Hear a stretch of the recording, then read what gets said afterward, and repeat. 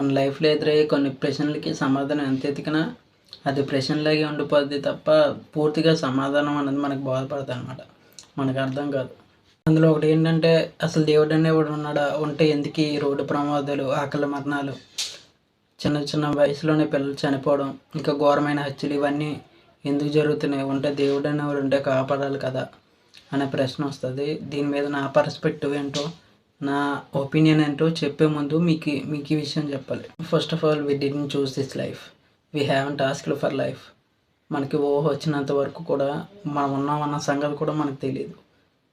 మనం ఈ జీవితాన్ని ఎన్నుకోలేదు, ఈ లైఫ్ని మనం చూస్ చేసుకోలేదు కాబట్టి దేవుడిని అంతా ఉంటాం.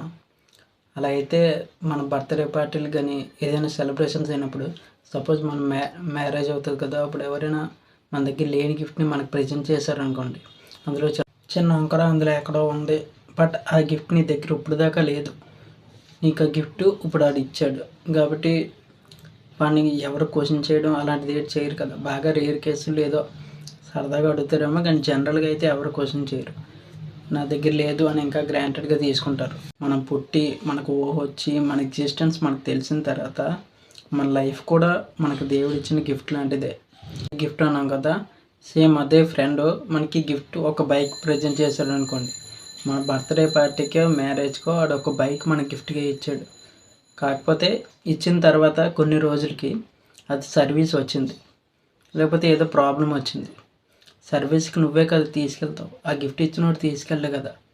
నీకు ఇచ్చిన తర్వాత పూర్తి రెస్పాన్సిబిలిటీ బాధ్యత నీదే కదా. వాడుండి నీ బండి ఎలాగ వెళ్తుంది, ఎలా పని చేస్తుంది అని దగ్గరుండి రోజు చూసుకోడు కదా.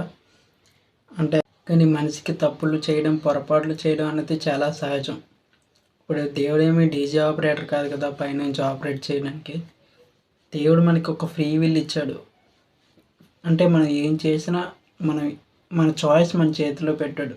కాకపోతే ఈ రకంగా జీవించాలి అని ఒక ఇన్స్ట్రక్షన్స్ ఇచ్చాడు. అంటే అది బైబిల్ అవ్వచ్చు, ఖురాన్ అవ్వచ్చు, భగవద్గీత అవ్వచ్చు, ఏదైనప్పటికీ ఒక మొరాలిటీ ఇచ్చాడు. ఒక ఏ రకంగా నడుచుకోవాలో ఒక లా అంటూ ఉంది.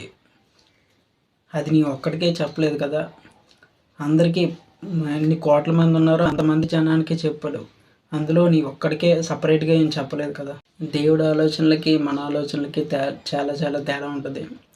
అంటే God's perspective is different from ours perspective, God's purpose is different from hours.